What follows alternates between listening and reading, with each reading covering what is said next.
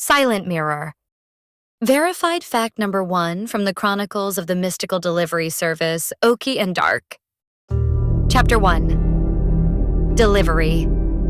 The speeder was flying fine, which means terribly. For us, normal. Strapped to the back was a mirror.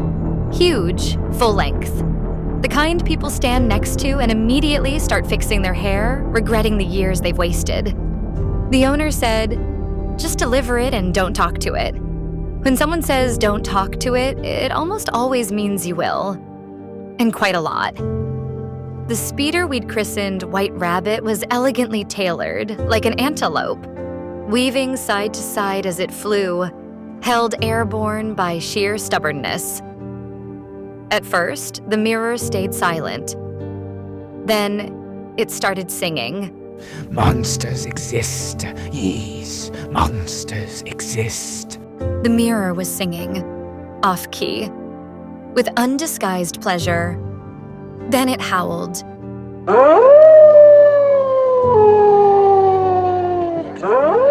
I didn't turn around.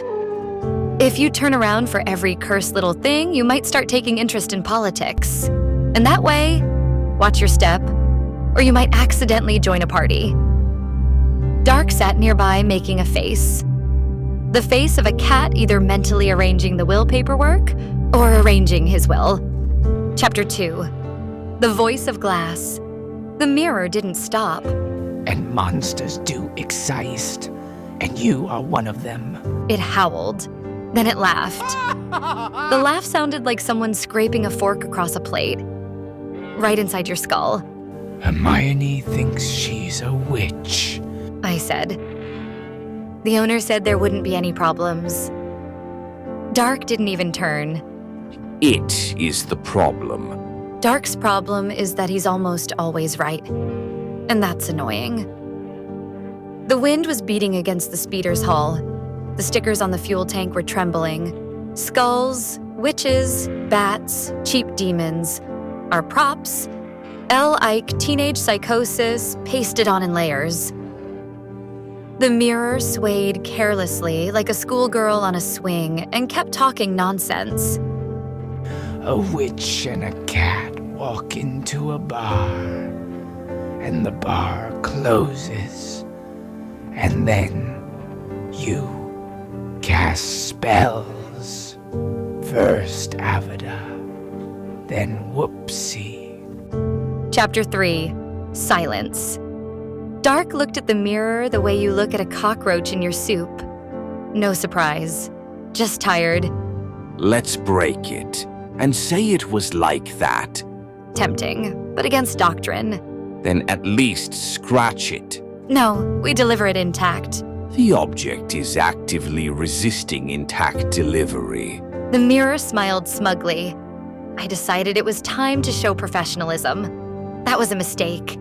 Everything that can go wrong is already going wrong. Any deviation is incorrect, and therefore, the only correct one. I drew my magic wand. Silence Magica. I hesitated, forgetting the spell. Or whatever.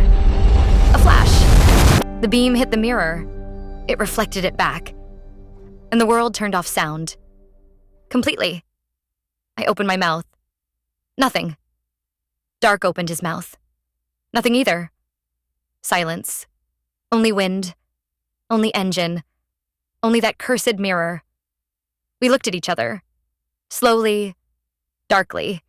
Chapter 4. Voices.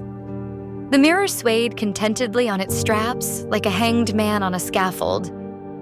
Some objects can sense fear. Others feed on humiliation. This mirror did both. Then it erupted in laughter and started speaking in our voices, mocking us. In mine, I know exactly what I'm doing. In Dark's.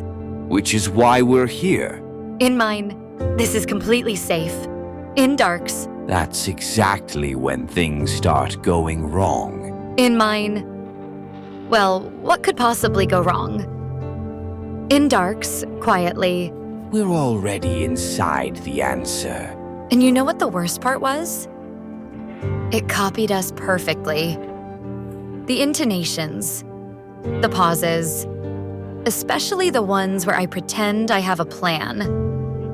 The speeder started weaving through the air and, with the grace of an elephant, began diving toward the city. I was trying to steer. Dark was trying not to fall off. The mirror was trying to become a stand-up comedian. And monsters do exist, and you are one of them. Then again,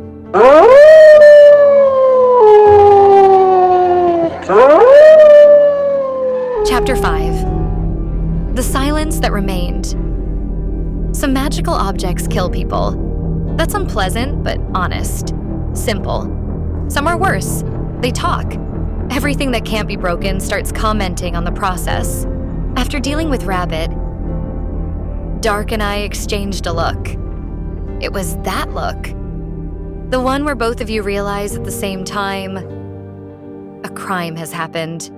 It just hasn't been filed into existence yet. I pulled out a massive roll of duct tape. Dark held the mirror still. The mirror sucked in a breath, ready to sing again, and I taped its mouth shut. Total silence. Ringing silence. The best music I'd heard all week. The speeder kept flying. Night sky, wind, witch and skull stickers trembled along the hall.